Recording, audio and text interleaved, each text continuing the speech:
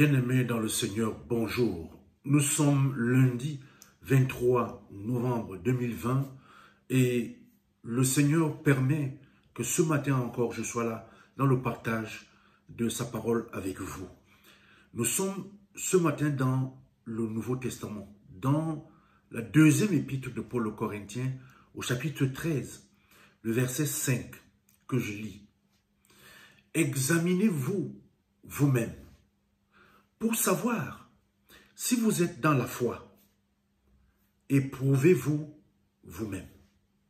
Chers frères et sœurs en Christ, je vous invite ce matin à un exercice qui consiste à lire chacun en lui-même.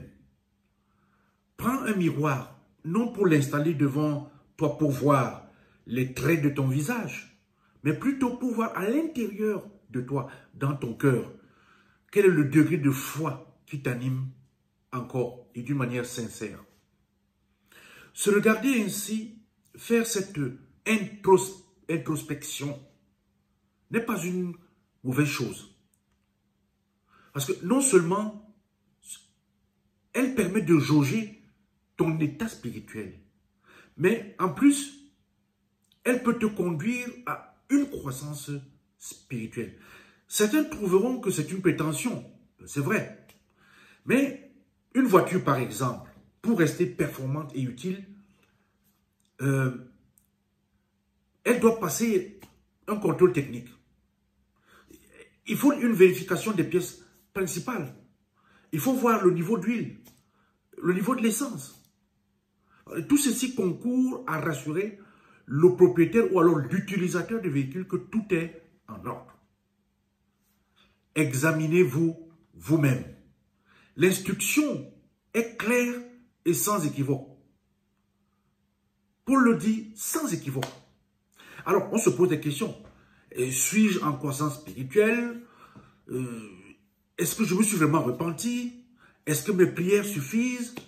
Dieu est-il content de moi?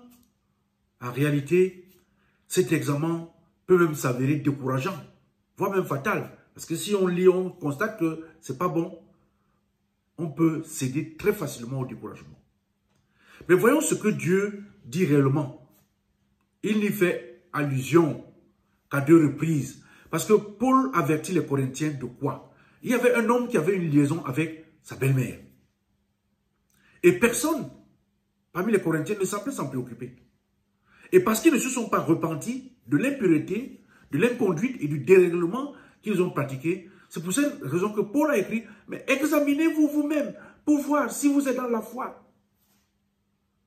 En fait, ce n'est pas une invitation à s'examiner au fond, mais c'est plutôt une vérification de son propre niveau de foi.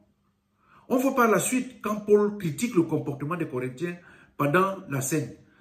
Pourquoi? Mais parce que certains s'enivraient avec le vin de la communion. Et il a dit que chacun donc s'examine soi-même et qu'ainsi il mange du pain et boive de la coupe.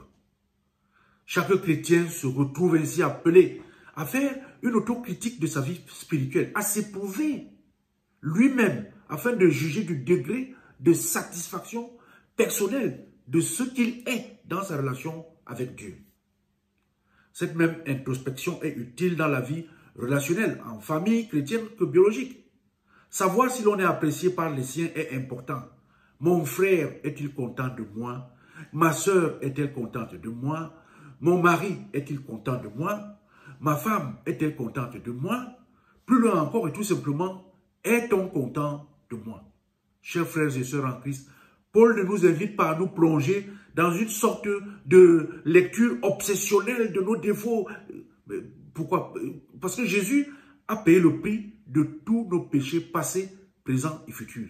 Mais si nous voulons grandir, si nous voulons nous épanouir et mieux vivre avec les autres, nous devons vaincre en nous l'ego malsain qui bloque en chacun de nous l'accès à l'humilité d'une autocritique personnelle.